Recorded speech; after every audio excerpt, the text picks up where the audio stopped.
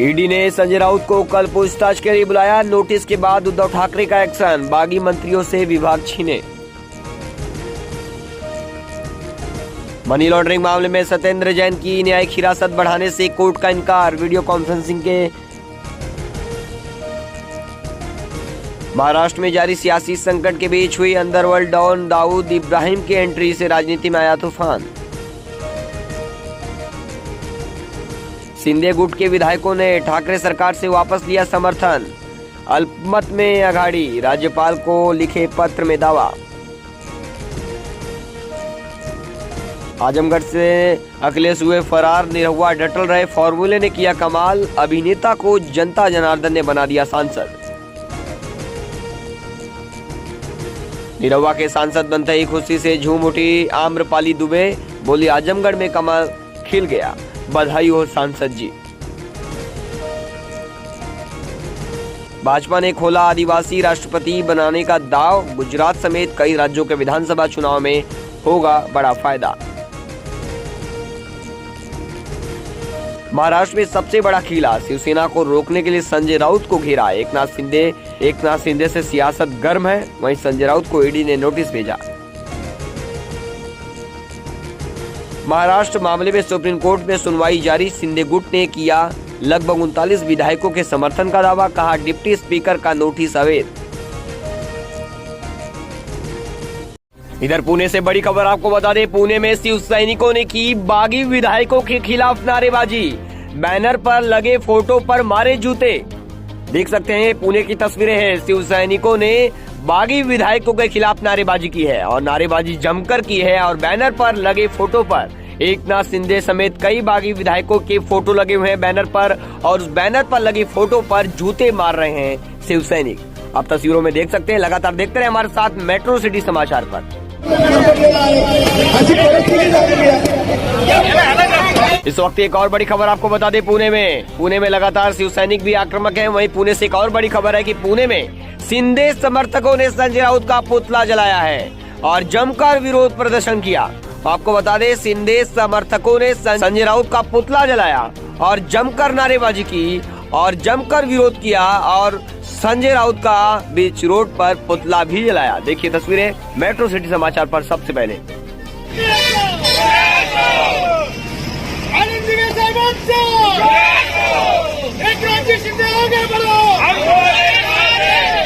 महाराष्ट्र में जारी सियासी संग्राम के बीच प्रवर्तन निदेशालय ईडी ने शिवसेना सांसद संजय राउत को समन जारी किया है। उन्हें पत्राचाल भूमि घोटाले से जुड़ी मनी लॉन्ड्रिंग मामले में पूछताछ के लिए 28 जून यानी मंगलवार को बुलाया गया है। 5 अप्रैल को इस मामले में ईडी ने राउत की संपत्ति अटैच की थी। ईडी ने इस मामले में महाराष्ट्र के बिजनेसमैन और राउत के करीबी प्रवीण राउत को फरवरी में गिरफ्तार किया था, जिसके बाद इस केस में संजय राउत का नाम भी जुड़ा। इस वक्त एक बड़ी खबर आपको बता रहे हैं, राउत को 1034 करोड़ के मनी लॉन्ड्रिंग केस में ईडी का नोटिस कल पूछताछ के लिए बुलाया। ठाणे में एकनाथ शिंदे का शक्ति प्रदर्शन। महाराष्ट्र में जारी सियासी संकट के बीच ठाणे में एकनाथ शिंदे के समर्थक शक्ति प्रदर्शन कर रहे हैं। ये समर्थक शिंदे के घर के बाहर एकत्र हुए हैं। आज शिंदे की याचिका पर सुप्रीम कोर्ट में सुनवाई भी होनी है। आपको बता दें, यहीं संजय राउत को एक और बड़ा झटका लगा है। संजय राउत को ईडी ने नोटिस भेज दिया है और आपको बता दें, संजय राउत ने यह भी दावा किया है कि अब तक मुझे नोटिस नहीं मिला है। संजय राउत ने मीडिया से बात करते हुए कहा कि अब तक उन्हें प्रवर्तन निदेशालय का नोटिस नहीं मिला है। उनका कहना है कि अगर शाम तक नोटिस मिलता है तो वह ईडी से समय बढ़ाने के लिए कहेंगे, क्योंकि 28 जून को उनका कुछ कार्यक्रम है। दरअसल ईडी ने उन्हें जमीन घोटाले से जुड़े मामले में नोटिस जारी किया है और 28 जून को पेश होने को कहा है। वहीं ठाणे में एकनाथ शिंदे का शक्ति प्रदर्शन। महाराष्ट्र में जारी सियासी संकट के बीच ठाणे में एकनाथ शिंदे के समर्थक शक्ति प्रदर्शन कर रहे हैं। ये समर्थक शिंदे के घर के बाहर एकत्र हुए हैं। आज शिंदे की याचिका पर सुप्रीम कोर्ट में सुनवाई भी होनी है। मेरा सिर भी काट दो, तब मैं भी गुवाहाटी नहीं जाऊंगा। ईडी से नोटिस मिलने पर भड़के शिवसेना सांसद संजय राउत। महाराष्ट्र में चल रही सियासी उठापटक के बीच शिवसेना नेता संजय राउत को प्रवर्तन निदेशालय ईडी ने नोटिस थमा दिया है। पत्राचाल जमीन घोटाले को लेकर ईडी कल उनसे पूछताछ करेगी। अधिकारियों ने बताया कि राज्यसभा के सदस्य संजय राउत से कहा गया है कि वह 28 जून को दक्षिण मुंबई में स्थित संघीय जांच एजेंसी के दफ्तर में उसके अधिकारियों के सामने पेश हों और धन शोधन रोकथाम कानून पीएमएलए के तहत अपना बयान दर्ज कराएं। ईडी के समन पर शिवसेना नेता संजय राउत ने जवाब दिया है। उन्होंने ट्वीट करते हुए कहा कि मेरा सिर भी काट दो तब भी मैं गुवाहाटी नहीं जाऊंगा।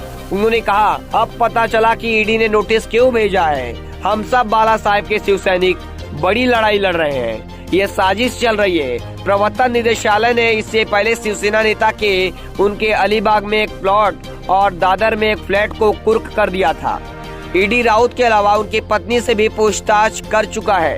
ईडी 1034 करोड़ रुपए से अधिक भूमि घोटाले के सिलसिले में गुरु आशीष कंस्ट्रक्शन नाम की HDIL की सहयोगी कंपनी के निदेशकों में से एक प्रवीण राउत पर एक्शन ले चुकी है और उन्हें अरेस्ट कर चुकी है। ईडी ने इस मामले में बताया था कि अप्रैल में उसने 11 करोड़ से ज्यादा की अचल संपत्तियों को स्थायी रूप से अटैच किया था, जिसमें दादर में एक फ्लैट भी शामिल है।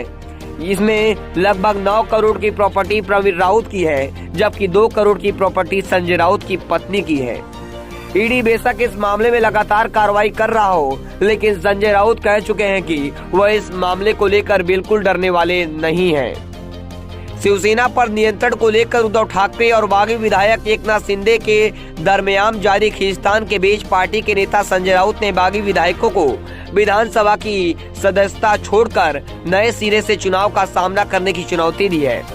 साथ ही उन्होंने यह भी कहा कि जो वापस आना चाहते हैं उनके लिए पार्टी के लिए द्वार खुले हैं। उन्होंने आशा व्यक्त की है कि शिवसेना, राकांपा और कांग्रेस की महाविकास आघाड़ी सरकार वर्तमान संकट से बाहर निकल जाएगी।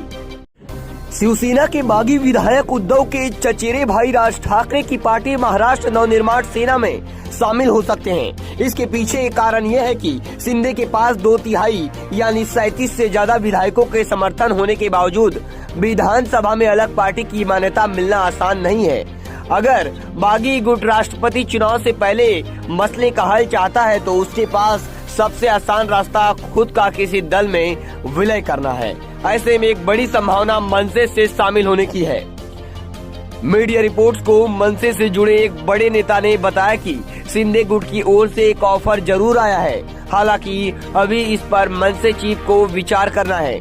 मनसे नेता ने नाम ना जाहिर करने की शर्त पर यह भी कहा कि राजनीति में कभी कोई संभावना खत्म नहीं होती है। मनसे नेता ने यह भी कहा कि दोनों पक्षों के लोगों की विचारधारा एक जैसी है, इसलिए अगर वे साथ आते हैं तो ये महाराष्ट्र की जनता के लिए अच्छा ही होगा। हालांकि अभी सिर्फ दोनों पक्षों के बीच चर्चा शुरू हुई है। इस बीच एकनाथ शिंदे ने भी राज ठाकरे से 3 बार बात की है। हालांकि मनसे नेता ने इस राज ठाकरे की सेहत जानने के लिए किया गया फोन बताया है। बता दें कि कुछ दिन पहले राज ठाकरे की हिप रिप्लेसमेंट सर्जरी हुई है। शिंदे गुट इसलिए कर सकता है मनसे से विलय। आपको बता दें क्योंकि राजनीतिक जानकारों की माने तो शिंदे गुट डिप्टी स्पीकर नरहरी जिरवाला द्वारा अपात्र करार दिए गए अपने 16 विधायकों को बचाने के लिए जल्द से जल्द पहले से मौजूद किसी राजनीतिक दल से विलय करना चाहती। मनसे का भले ही विधानसभा में एक विधायक है, लेकिन पार्टी लगभग पूरे महाराष्ट्र में स्थापित है। ऐसे में किसी अन्य दल के साथ विलय की जगह शिंदे गुट के लिए मनसे सबसे सटीक पार्टी होगी। दोनों बाला साहेब की विचारधारा से प्रभावित है और उनकी तरह ही कट्टर हिंदुत्व के मुद्दे पर आगे बढ़ने की बात कर रहे हैं।